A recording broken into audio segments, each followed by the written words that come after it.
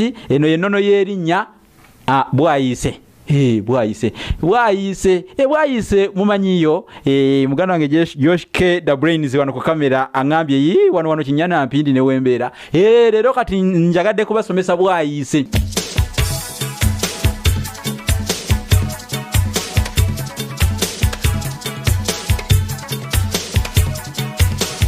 Omutulago eyalasa ku y'ekibandwe ayinza atya ate okubunza ey'ekisibo okufaananako munnange oli abunza eggwatiro oba okufaananako munnange omusensero naye agezaako okubunza ey'ekisibo nga tategedde bassebo ne bannyabo zaawulugumanga n'enzina lye Bino eryavanga embuga anaagalya ne gakka azaala omubutamizi mwe mubutamire ku bitentegere, mubutamire ku nketo, mubutamire ku bitowoolo, olutaawo, jiringiti nakyeyombekedde toba olyawo ne bansangeko abatula mutuule bassebo ne bannyabo nze ntuuse nziguse anti kino kiringanga kyoto kyennyini kyakumanya kubanga ebyoto mu butuufu mwabizaaya zaya wowe zaya zayiza zaya wowe zaya ndikuweera zaya wowe zaya zayiza zaya wowe zaya ndikuweera naye ndibaweera mwenna abagoberera Olulasange online TV era nga omutesitesero omwanjuzi wa programu eno ekinogezi ky'olulimi Oluganda ku online TV ene y'Olulasange ye nze musisi bosa Geoffrey Munnabusiro leero ngenda kusomesa ku nnono yerinnya Bwayiise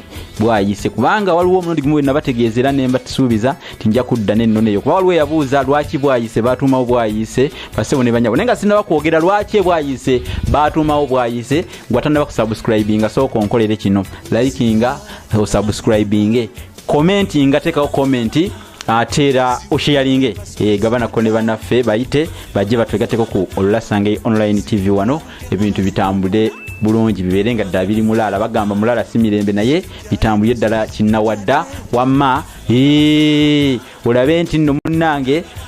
buli kimu kigendera ddala bulungi omumizi agenda natooke kakati ekitabo Olulasange nakyo seerabira kukibagamba eno dictionary y'olulimi Oluganda gye tulina wano mu Buganda kitabo kino kirimu ebigambo by'olulimi Oluganda olwedda ebigambo ebitaawandikibwako wantu nakola okunoonyereza mu maanyi gange ng'omuvubuka w'omulembe omutebi kubanga Ssaabasajja tweyanza nnyo kubanga omulembe guno wagutuwa ffe abavubuka kati katukole ebyo ebiweesa Obuganda ekitiibwa ate tuli wamu ne bavubuka bannaffe abo abalwanirira ekitiibwa kya Buganda. Muganda wange Josh K ku kamera kwali nnyo era nga abatumiddeko kubanga munnange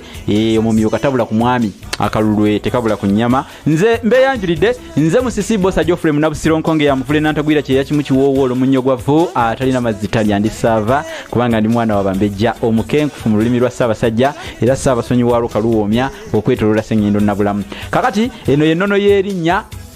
Bwayiise. Bwayiise mumanyiyo muganda wange Josh K the Brains wano ku kamera angambye wano kinyana mpindi ne wembeera leero kati njagadde kubasomesa Bwayiise ku mulembe gwa Kabaka Ssuuna owookubiri ali Ssuuna owookubiri uliriza bulungi kakati ku mulembe gwa Kabaka Ssuuna owookubiri munnange Katikkiro Kayiira nga aweebwa abasibe abaali bavudde mu ttambiro bagende babatte ekyalo kino kyenjogerako Bwayiise kirina omugga era abagoberera ennyo mugulabye omugga ogwo gukyebungulula kati omugga ogwo munnange Katikkiro Kayiira bwe baamuwa abasibe yabatwala basengesa ku mugga ogwo naye kuliko omusibe omu bwe baali balagidde attibwe okusooka naye Kabaka Ssuuna yajjulula mu kirowoozo bwe yajjulula mu kirowoozo n'agamba nti Katikkiro Kayiira mugende mu mugambe omusibe oyo gwe twali tumugambye okutta okusooka asooka amuleke yayatiikirira nnyo omusajja oyo bali bamuyita Waalonzi omusibe oyo Waalonzi Kabaka bw'atuma ababaka nti bagende bagambe Katikkiro Kayiira obutamutta basanga ate waakiriyo oli yamugjeeko dda amatu nga yamusazeeko amatu gombi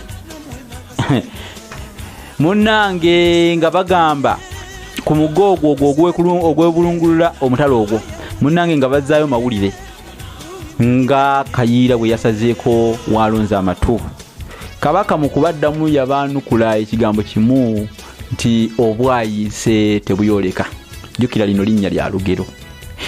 Awe wava ekyalo ekyo nakyo ne bakitumira ddala Bwayiise. Obwayiise tebuyoleka kubanga amatu basangako gasaliddwako nga temugazzeeko tewali kyakukola. Obulo bwe bubanga buyiise obwogerwako buba bulo. Obulo bwe buyiika mu ttaka naawe tunuulira sayizi y'obulo ogenda kubulonda kamu ku kamu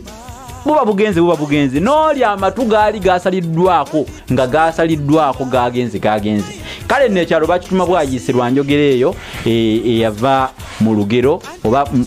kabaka gye yayogera nga agijja ku lugero nti obwayiise tebuyoleka. Mu butuufu buba tebuyoleka. Kale nno yali afiiriddwa amatu walonzi wewava ekyalo ekyo okukituuma Bwayiise. Kati abo bempulira boogera musimanyanga waliyo amayuuni mu mala nilinaana baalimangayo amayuuni ga Bwayiise mukyava batuumayo Bwayiise. Si kituufu. Ennono yali awo ku kabaka Ssuuna era bakituuma ku mulimu gwa kabaka Ssuuna Magulu Nnyondo. Ssuuna owokubiri gwe njogerako n'omulembe gwe wamu ne Katikkiro we Kayiira. Naye ng'ekitabo kino kiri kimu kino kyenkugamba kiyitibwa Olulasange. Kyefunire nja kukyogera nga bwe lwembeera wano mu maaso ga kamera eno nga mbagamba nti bassebo ne bannyabo kitabo kino mukigule nnyo. Naye n'oba ng'oli wa ssomero beereyo nga gw'oli Headmaster wa ssomero oyite ku lukomo essimu ziyitaawo ogambe nti nno mu library y'essomero njagala tuteekeyo 5 twagala tuteekeyo ebitabo 10 kuba kakati ffe tunaafuna tutya amaanyi agasomesa Buganda ebintu bino n'okuweereza nga mwe temuwagidde muyitireyo kubanga twetaagamu data bintu bino tubyetaagamu data twetaagamu omusaayi tusobole okutambuza emirimu gino naye kino tukikola ku bwannakyewa tewaliwo gwe basasula naye bw'obanga ogambye nti kangula ekitabo essomero ndigulireyo ekitabo kimu ate n'abayizi bafunamu kino tukikola ku lwa mwoyo gwa ggwanga. Basebo ne bannyabo tuwagire kampuni eziri eyo ngenda kuzikwongera okuzikoowoola mujje tugenda kubalanga bulungi ate kyolangidde wano kisigalawo akadde konna byeyana bisiibo. Nze mbawadde ekikolo n'eddagala era mbawadde embuzi n'omuguwa oba mulidde mu butuufu mulidde mujja kulya kaabulanga ate omwana waabo bokaaje ewaabwe mukuse mirembe munawonga mugalamidde mulye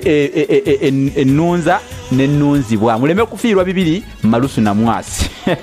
oluganda luwooma. Ekyo Olulasange eyo kirabye ate tulinawo ne kino effumbekero ly'ebisoko bya Ssengule 2022 kino kya mitwalo 3 kiri kya mitwalo 10 kino kya mitwalo 3 yitirako ojje naawe owagire enteekateeka efaananako bw'eti emirimu gya Ssaabasajja gitambule. Nze Musisi Bosa Geoffrey Munnabusiro Katonda abanjagalire nsiibula naye mbaagaliza emirembe gya ddunda namugereka gyatugonnomolako entakera ate gibatambulireko